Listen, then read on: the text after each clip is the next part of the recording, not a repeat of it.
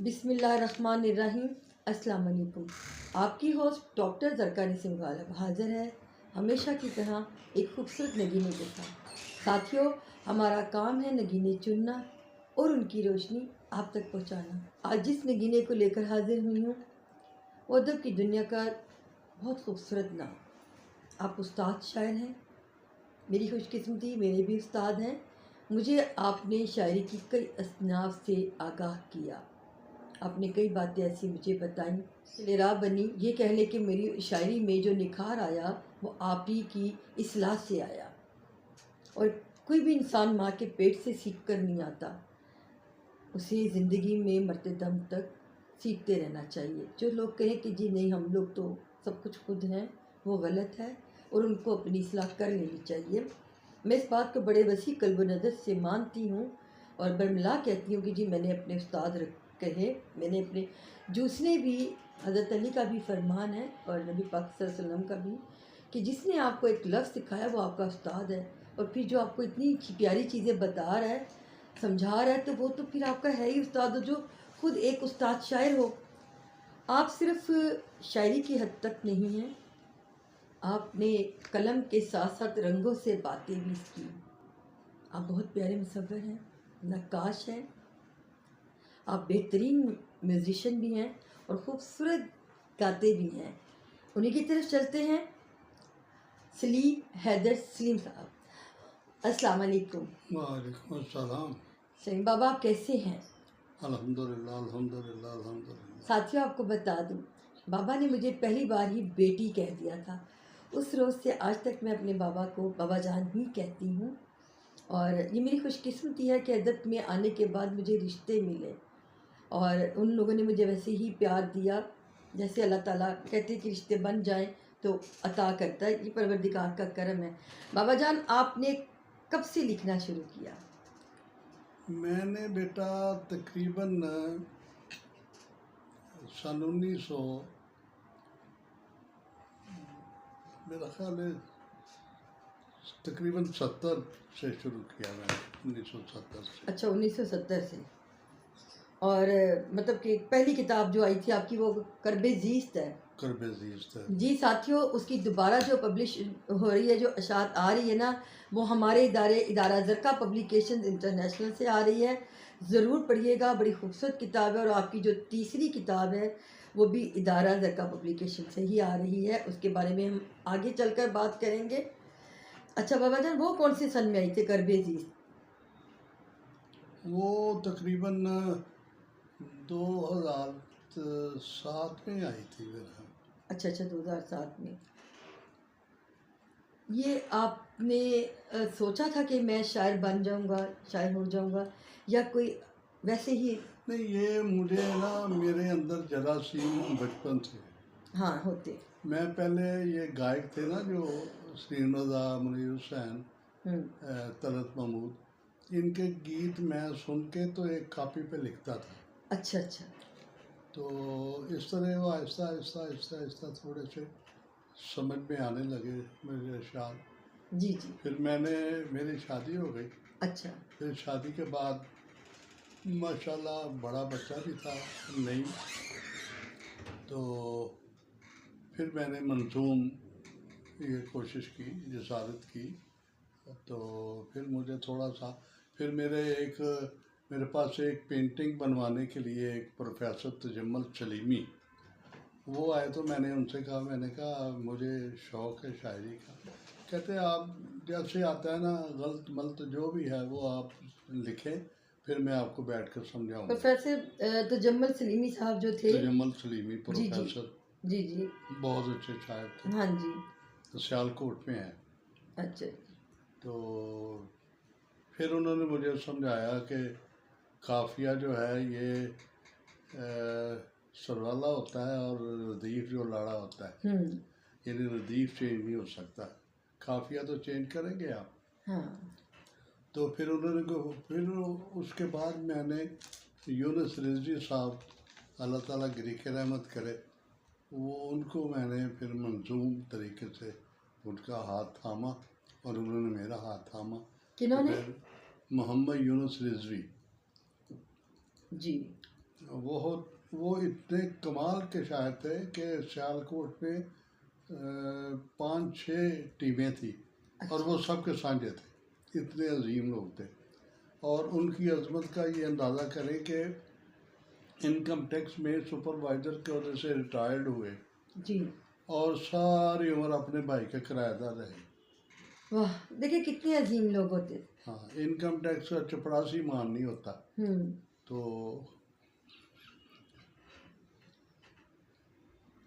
बाबा जान, आप रंगों से बातें करते हैं, शायरी, और मुझे मालूम है कि आपका अल्लामा इकबाल से कितना गहरा ताल्लुक़ है।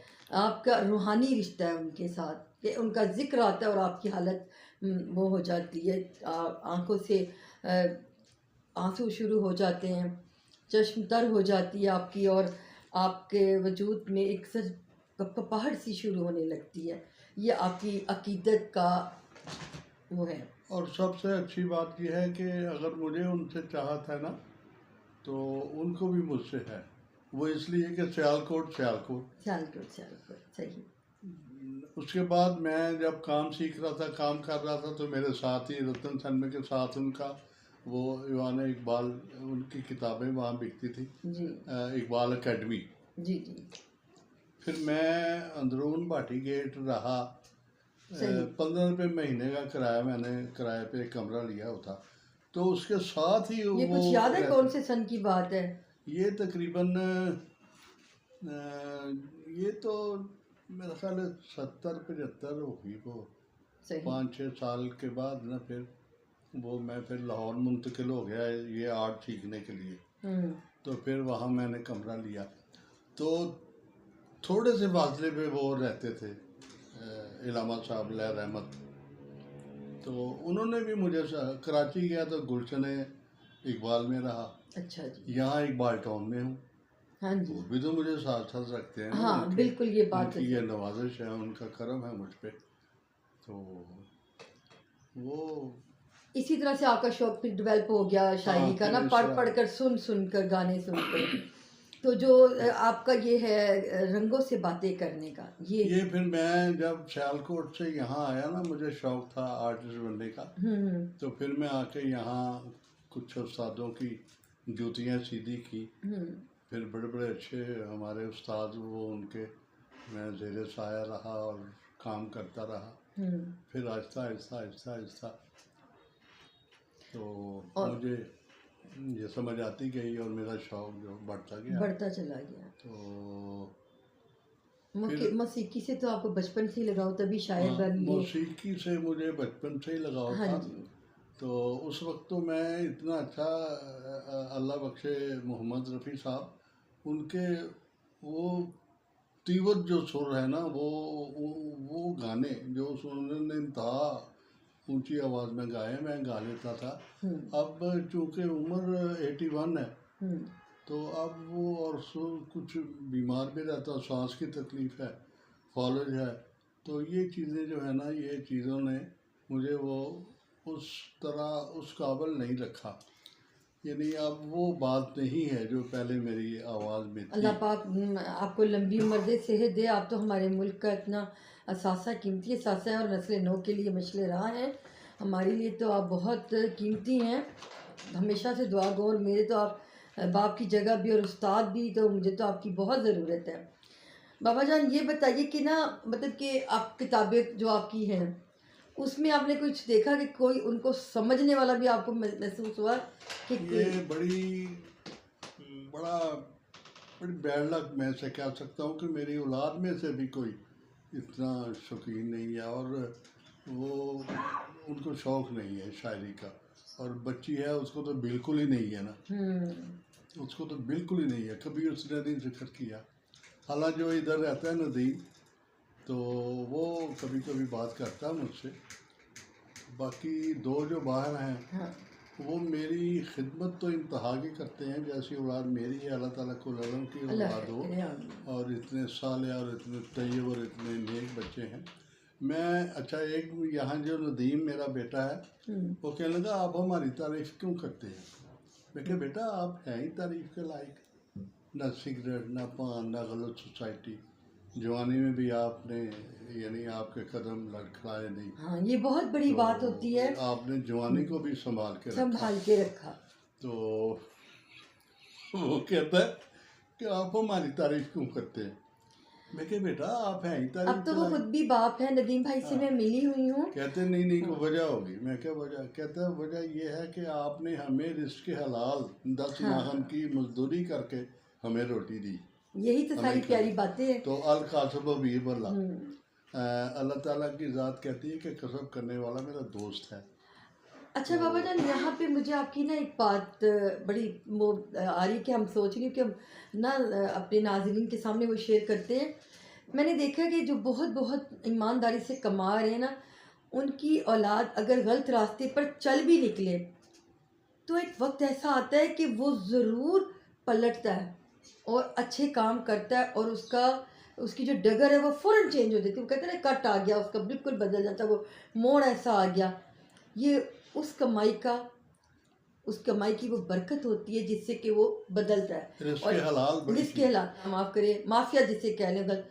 वो अपने बच्चों को जितना मर्जी दरसगाहों में डाल दें, कुरान का हाफिज बना लें, सब कुछ, एट दी एंड उन्होंने बुरे काम करने ही करने होते हैं। बस बेटा कोई ना ये नज़र करम है अल्लाह रब्बुल इज़्ज़त की निगाह है, निगाह फैज़ है, जिससे वो जैसे वो रामा साहब अलैहि रहमत कहते हैं कि ये फैज़ आने नज़र था या कि मदरसे की करामत थी कि सिखाए किसने इस्माइल को आज़ाब फरजंदी। तो ये है कि ये अल्लाह ताला की वजह से, उसकी रहमत से बस वो मसले बनते हैं। तो बस वो, लेकिन ये उलझे नहीं, ये डगमगाए, इनके कदम डगमगाए ही नहीं, ये राह रास्त पे रहे, राह मुस्तकीम पे रहे। अल्हम्दुलिल्लाह। बाबा जान, आपको अदब की दुनिया में क्या चीज़ें नज़र आई, क्या आपने महसूस किया, क्योंकि आप खाइफ रहते हैं? आजकल तो बेटा अदब रहा ही नहीं है। हम पहले, मैंने मुजफ्फरबाद थी अल्लाह रहमत, नदीम कासमी, जी जी, एहसान दानिश, हाँ जी, मैं सदके जाऊँ उन पे। तो उनके दौर में मैंने बेचारे पढ़े हैं। वहाँ हमें क्लिक होता था कि कोई मिसरा किसी उस्ताद का अच्छा हो गया ना तो हमें गज़ल दे देते थे। अब मैं इसलिए नहीं जाता कि लोग मुतशायर हैं ज़्यादातर, सही, उनको शायरी का पता ही नहीं है। तो जो पैसे दे लेते हैं उनसे वो बढ़ा चढ़ा के जब उनका नाम लेते हैं तो हंसी आती है कि ये देखो, साफ ज़ाहिर है कि ये अदाब शायरी से ना वाकिफ़ हैं। दुख होता है, लेकिन ये है कि ये हंसी क्या हमें आनी है। हम लोग दुखी हो जाते हैं कि जब ऐसे ऐसे लोग नकाबत कर रहे होते हैं कि जिन्हें बोलना ही नहीं आता, शख्सियात के हवाले से गुफ्तगू करनी ही नहीं आती, मगर वो नकाबत करते। सिर्फ ऊंचा बोल लेना या स्टेज पे खड़े होकर लंबी लंबी बातें कर लेने से इंसान अच्छा नहीं हो जाता, अच्छा नकीब या अच्छा खतीब नहीं हो जाता। हमें बहुत संभल कर गुफ्तगू करनी होती है, और शख्सियत के हवाले से जब हम बात कर रहे होते हैं तो उसको उसी रिस्पेक्ट से बुलाना होता है, उसका एहतराम हम पर लागू होता है। मगर लोग यहाँ पे जो मेरिट के लोग होते हैं ना, उन्हें कहीं साइड पर रख कर उन लोगों की सताइश शुरू कर देते हैं जिनके साथ उनके अपने ज़ाती मरासम होते हैं या उनसे उन्होंने पैसे खाए होते हैं। और आजकल बड़े दुख से बयान कर रही हूँ, अमूमन मैं जब कोई बात करने लगती हूँ तो माजरत कहती हूँ कि माजरत के साथ, लेकिन यहाँ मैं माजरत के साथ नहीं, दुख के साथ बात कर रही हूँ कि मुझे दुख होता है हम लोगों को। मेरे साथ कई ऐसे लोगों कि जब वो ये देखते हैं कि जो मेरिट के लोग हैं, आप उनकी पजराई नहीं कर रहे बल्कि लेग पुलिंग कर रहे होते हैं, जो लोग अच्छा काम कर रहे होते हैं आप उनसे जेलस हो रहे होते हैं। आपने बाबा जान नोट किया होगा कि कुछ मर्द हजरात ऐसे हैं जो उन ख़वातीन से जेलस है जो उनकी बेटियों जैसी हैं, और चाहे बेटियों जैसी ना भी हैं, उनकी बहनों जैसी हैं, मगर वो मैरिड की हैं, वो काम कर रही हैं, तो वो उनसे जेलस होकर उनको तकरीबात में वो मकाम देने की कोशिश नहीं करते बल्कि रद्द करते। दरअसल ये और इसी तरह से उन ख़वातीन को वो पजराई दे रहे होते हैं कि जो ख़वातीन ना तो अदब की हैं, ना अदब की किसी भी एक सिर्फ से वो वाकिफ़ हो। बस वो खुद लिख नहीं सकते और वो फिर उनको जो जेलस हो जाते हैं, और ये अच्छी बात नहीं है। आदमी को कोशिश करनी चाहिए, आदमी को जो कोई अच्छा काम करता है उसको अप्रिशिएट करना चाहिए, बच्ची हो या बेटा हो। बिल्कुल। तो जैसे आप ये मनाज़िल तय कर रही हैं शायरी के और नाम पैदा कर रही हैं, तो जब मैं देखता हूँ तो बड़ी खुशी होती है मुझे। बाबा जान ये सब दुआ आपकी निकलती है मेरी आपकी तरफ से। दुआओं से और आपके साथ से ही है। तो ज़रका खुद कुछ नहीं है, आप सब लोग मेरे साथ हैं और मुझे इतना प्यार देते हैं, मेरा साथ देते हैं। तो परवरदिगार मुझे, और सबसे बड़ी ज़ात तो मेरे रब की है कि जिसने ज़रका को तन्हा नहीं छोड़ा और मेरा साथ दिया। बाबा जान आपकी जो शायरी है मैंने पढ़ी है, और मेरी जो आपके साथ मतलब कि दुआ सलाम शुरू हुई थी वो आपके एक शेर और मेरे एक शेर से ही हुई थी। जी याद है ना आपको कि जब फ़ोन पर आपने मुझे कहा कि ये शेर आपका है, और वो शेर था साथियों, ये हयात का गुलिस्तान तो यूं ही रहेगा ज़रका, कोई फूल कम ना होगा, कोई खार कम ना होगा। तो बाबा जान की मुझे कॉल आई और मैंने कहा कि आप कौन है, तो उन्होंने कहा बेटे मैं भी तुकबंदी कर लेता हूँ। इतने बड़े उस्ताद शायर होने के बावजूद, इतने बड़े इंसान होने के बावजूद, जब आपने इतने आजिज़ाना अंदाज में इतनी इंकिसारी से बात की तो मैं दंग रह गई। मैंने कहा मुझे बाबा जान अपना कोई शेर सुना दे। तो आपने करूँ मैं कैसे हाँ, सुनाइए, आप खुद अपनी है उससे, क्योंकि जो खुद उसको आप अदा करेंगे तो शायद बंदी खुदा ऐसा ना कर सके। करूँ मैं कैसे रफू अपनी जीज का दामन, दामन करूँ मैं कैसे रफू हाँ अपनी अपनी जीज जीत का का दामन, बे- ये तार तार है बेवा की ओढ़नी की ये तरह। तार तार है बेवा की ओढ़नी की तरह। उस वक्त बाबा ये नहीं जानते थे कि इनकी जो बेटी जिसे ये बात करें वो बेवा है। तो मुझे ये शेर इतना वो लगा कि मैंने बाबा को कहा ये तो मुझे ही दे दे, इतना प्यारा आपका शेर है कि ये शेर मेरे बेटे कि ये मैं तो शायरी करता ही आप सबके लिए, क्योंकि मेरी शायरी में दूसरी चीज़ें नहीं, ये मार्फत की बातें करते हैं। बाबा ने हमेशा शायरी ऐसी की कि जो हर शख्स सुने और उसे वो अपनी ही शायरी लगे, अपनी ही ज़ात लगे उसमें, और शायरी भी वही होती है। बाबा जान कोई और ऐसी शायरी आप हाँ, करते? मैं एक दफ़ा अल्लामा साहब अलैहि रहमत की किताब हम्म, सीने पे पढ़ रहा था, तो सीने पे रख के ना मुझे नींद आ गई। जी जी। तो तकरीबन 1 घंटे के बाद मेरे मुर्शद ने मुझे 2 शेर इनायत कर दिए।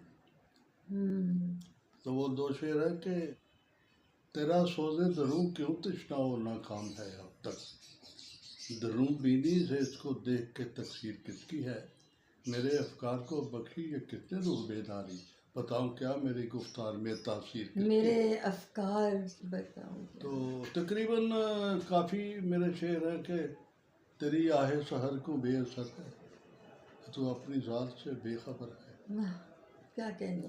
तो हमने आज बाबा जान आपसे ना आपके आवाज़ का जादू भी अपनी ना नाजरीन तक पहुंचाना है। आप कुछ गुनगुना कर ज़रा सुना दीजिए। एक फिल्मी गाना है वो, हाँ फिल्मी गाना।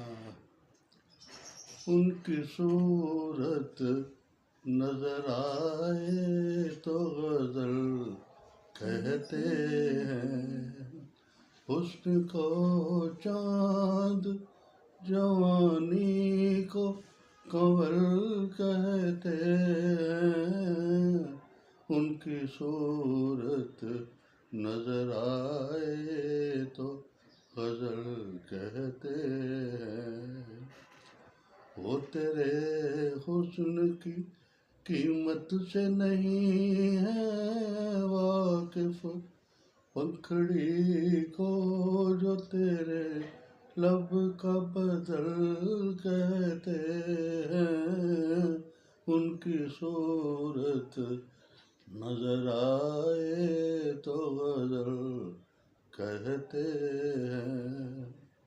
बहुत खूब बाबा जान, कमाल कर दिया है। तस्वीर तेरी दिल मेरा बहला न सकेगी, मैं बात करूँगा तो ये खामोश रहेगी, सीने से लगा लूँगा तो ये कुछ न कहेगी, आराम वो क्या देगी जो तड़पा न सकेगी। बहुत खूब, बहुत खूब, बहुत खूब। ये तलब महमूद का है। तलत महमूद का। आप, मुझे याद है कि ना हम लोग जब बातें किया करते थे तो शुरू तो आपने मुझे उसके बारे में समझाया भी था कि गीत कैसे होना चाहिए और कैसे उसको कहाँ से शुरू होके कैसे ख़त्म होना चाहिए। अगर आप फिल्म के लिए लिख रहे हैं तो पहले उसका सीन नोट कर लें कि हाँ, कैसे उसको दरअसल ये गीत जो है ना, ये ऐसे दो हाथ हैं, हाँ, ऐसे यही बताया था यानी आपने। पहली स्टोरी को दूसरी स्टोरी को लिंक अप करते हैं लिंक और अप उनका करते हैं। मकसद होता था। हाँ, अब तो ना शायरी इंडिया में रही है ना पाकिस्तान में रही है। ऐसे ही है, ऐसा अब ही तो है। मैं लड़की को मारा था और तुम्हें मिर्ची लगी तो मैं कहा ये कोई गीत है, ये कोई शायरी है। तो बस यही है अब तो, लेकिन पहले जो गीत थे वो गीत थे। रंगों का आपने अपना लाइफ में आपकी जो है ये इसका क्या रोल रहा है? मुसव्वर। रंगों से ही मैंने ये सारी कमाई करके ये घर कोठी बनाई है। हाँ। रंग बोलते हैं ये लगाओ यहाँ, ये लगाओ, रंग खुद कहते हैं कि यहाँ ये लगाओ, यहाँ ये लगाओ। फिर मैं पेंटरों की दुकानों से हट के फिर मैंने अपना काम शुरू किया। फिर आहिस्ता आहिस्ता मैंने वो बोर्ड भी सी छोड़ दी और आर्ट का ही काम करना शुरू किया। पहले घोड़ा सप्ताह रही मेरी 4-5 साल। अच्छा। Art canteen. हाँ। फिर मैं मेन मार्केट आ गया हाँ जी। गुलबर्ग। तो वहाँ से अब फालिश की वजह से ये काम नहीं होता। और जो तो अकेडमी अब बंद कर दिया आपने? हाँ जी, और वहाँ जो से उठा जो लिया मेरा अपना सामान वगैरह? जो अच्छा। मेरा इमेज बना हुआ है वो मैं उसे ख़राब नहीं करना चाहता। बिल्कुल सही। हालांकि मैं स्टूडेंट हूँ, मैं इसमें कोई काम बाबा जान, आप कसरे नफसी से काम ले रहे हैं।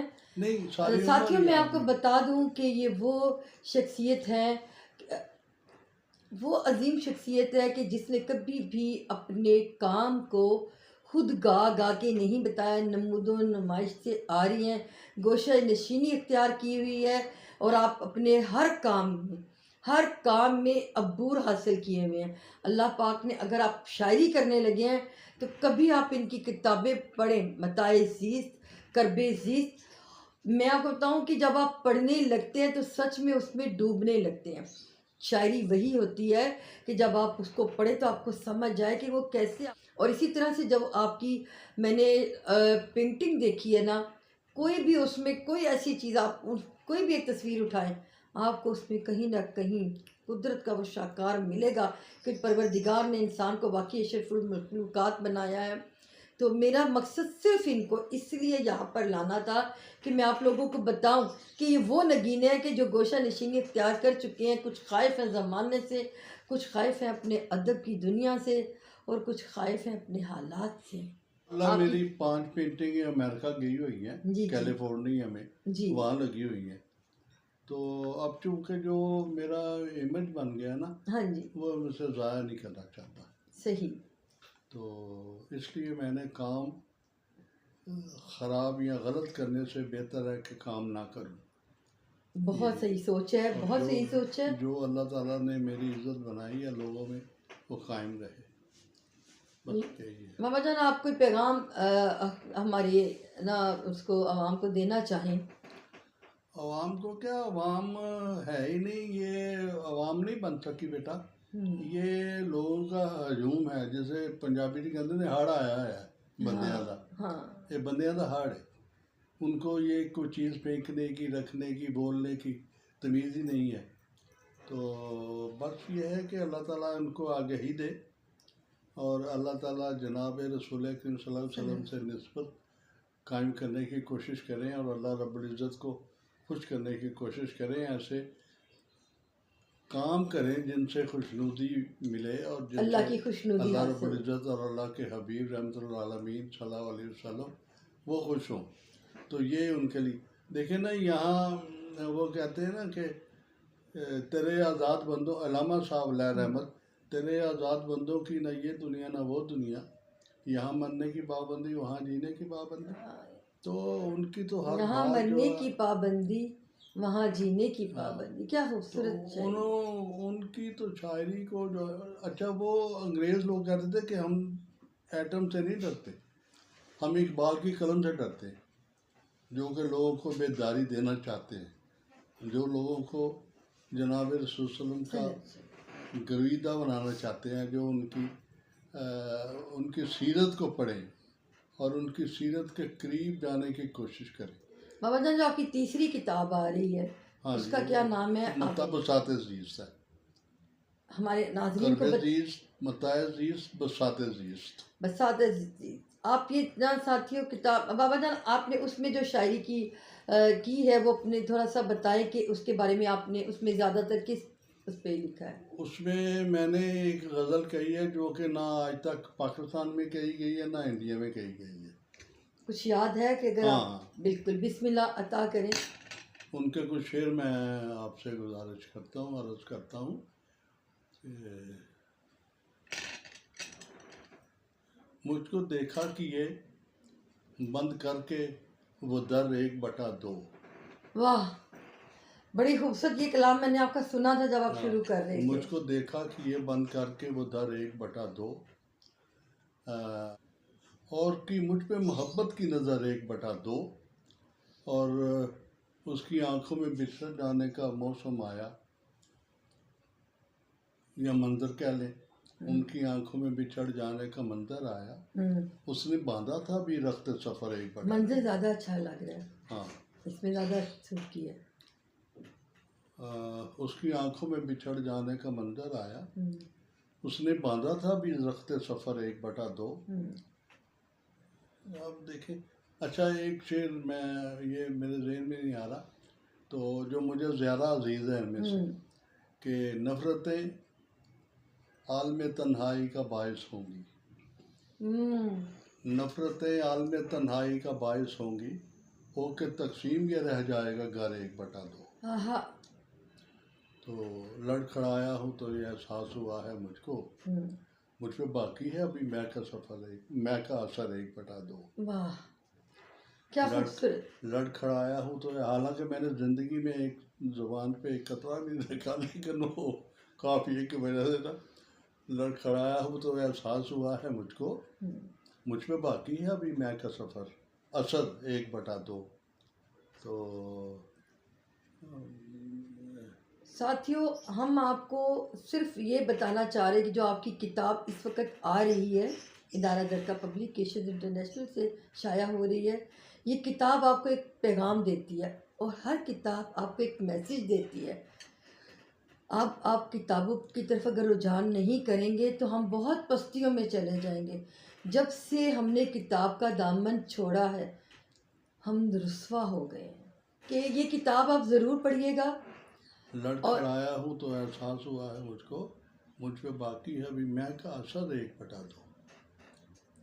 ये आपकी देखिए ना, 1/2 किस आज तक वाकई रदीफ किसी ने किसी लिखा ने ही नहीं। 1/2 वाली रदीफ किसी ने इस्तेमाल नहीं की, किसी ने भी इसको अपनी किसी उसमें, और ये वाकई, और इसको हम लोग ना अलहदा से भी इसको शाया करते रहेंगे, और आपकी ये पूरी सुन करना तो उसकी रिकॉर्डिंग अलहदा करेंगे, अगर लिखी भी हो पास तो ज़्यादा बेहतर है। मैंने आपको कहा था ना, आप ले आते अपना मुसवदा तो वो उसमें दरअसल मैं उसको ज़रा चले कोई नहीं, वो अब मंजर देख वाला, वो रहा जो हूँ। मौसम से ज़्यादा मंजर सूट कर रहा है हाँ, ना, वो ज़्यादा वो उसकी आंखों में बिछड़ जाने का मंजर मंजर, आया। वो देखे ना, वो मंजर मौसम नहीं, वो मंजर हाँ, ज़्यादा सूट कर ये बात ना। हाँ।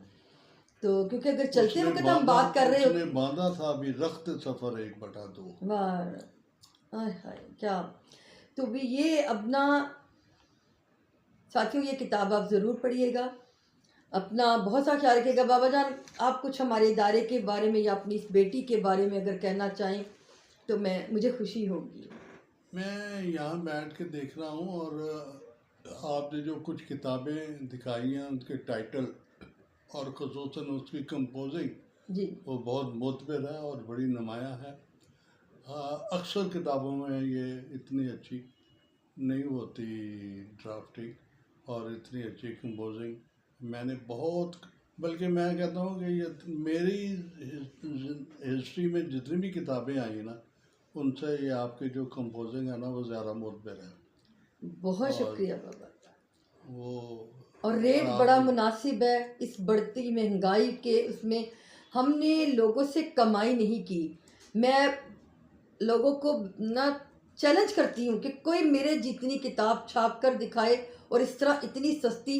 मैं सिर्फ वही पैसे लेती हूँ जो पैसे उसकी लागत आती है। आप यकीन करें कि कभी ये नहीं बैठ के सोचा कि मुझे सिर्फ पैसा मिल जाए। मैं तो अदब की खिदमत कर रही हूँ और ये मैं करती रहूँगी। मुझे दुख इस बात का है कि जब लोग आपसे कमाते हैं और फिर आपका नाम लेते हैं और आप लोग उनसे खुश होते हैं। हम लोग तो बेलौस आपकी एडवर्टाइजमेंट करते हैं, बेलौस आप लोगों को आगे लेके आते हैं। 1 रुपया भी किसी से नहीं लेते, कुछ नहीं करते, दिल से करते। और आपको ये बता दूँ, ये दारा ज़रका पब्लिकेशन को अल्लाह ताला का करम है उसकी उस पर कि वो काम बड़ा मेरिट का कर रहा है। आपका हमारा जो कागज़ इस्तेमाल होता है, जो डस्ट कवर है, जो टाइटल है, हर चीज़ ईच एंड एवरीथिंग अल्हम्दुलिल्लाह के काम सही कर रहे हैं। बेटी के हवाले से कोई बात करना चाहें? बेटी जो है वो एक नफीस किस्म की बच्ची है और उसका जो वजूद है वो बड़ा साले और बड़ा तैयब है। और वो बड़ों की इतनी इज्जत करते मैंने देखा कि इतनी मुअद्दब और अच्छी शायरा होने के बावजूद इतना महज़ब होना, इतना तैयब होना और इतनी इनकसारी से बड़ों की इज़्ज़त करना और बड़ों से शफ़क़त लेना, ये फिर वो बड़ों का भी काम है कि वो इस बच्ची को शफ़क़त दें और इनका एहतराम करें। और अल्लाह रब्बुल इज़्ज़त भी इसको सेहत तंदुरुस्ती दे और इसकी औलाद जो है वो कामयाब कामरान हो। और बहुत कुछ कहा जा सकता है लेकिन ये काफ़ी है कि वो तैयब है, वो नेक है आपने जो और अशार साहिब बाबा जान किरदार मेरे है। लिए कहे थे, मेरे लिए तो वही सनद है। तो आंखों में तमकनत भी है, हया भी है, वो आपने हाँ, मेरे। मैंने बहुत कुछ लिखा है कि ये हाँ, बच्ची खुरदरी की राहों पे चल के भी पाँव में छाले हो गए लेकिन इसने मुसाफर जो है वो जारी व सारी रखी। और आज ये है कि इस मुकाम पे खड़ी है कि औलाद भी पढ़ी लिखी है माशाल्लाह। हमारी एक बेटी की बेटी है माया, वो डॉक्टर है, बड़ा लड़का इंजीनियर है, छोटा लड़का भी माशाल्लाह क्वालिफाइड है, बिजनेसमैन। वो भी और वो यानी खूबसूरत भी है और खूबसूरत भी है, खूबसूरत भी है, खूबसूरत भी है। तो वो माँ की तरह मुअद्दब भी है। तो अल्हम्दुलिल्लाह। बस यही बेटा बहुत शुक्रिया बाबा जान, इतने प्यारे कलमात आपने अपनी बेटी के लिए और मेरे बच्चों के लिए कह दिए। ये मेरे लिए सनद है और मेरे लिए ये बड़ी खुशकिस्मती की बात है। आपका इतना बहुत शुक्रिया कि आपने अपना जिस तरह बीमारी के बावजूद अपना कीमती वक्त निकाला और आप तशरीफ़ लाए और ये जो हमारी सीढ़ियाँ भी आप चढ़ कर आए। मेरी परवरदिगार से दुआ है कि परवरदिगार आपको लंबी उम्र दे, सेहत व इज़्ज़त के साथ, और आपको मुकम्मल सेहत परवरदिगार आपको अता करे। और आप इसी तरह से हमारे पास आते रहें और हम आप किताबें लिखते रहें और हम पढ़ते रहें, उससे मुस्तफ़ीद होते रहें। साथियों, अपना बहुत सा ख्याल रखिएगा, खुश रहें, शाद रहें, आबाद रहें, हमारे साथ रहें। अल्लाह हाफिज़। पाकिस्तान जिंदाबाद। जिंदाबाद।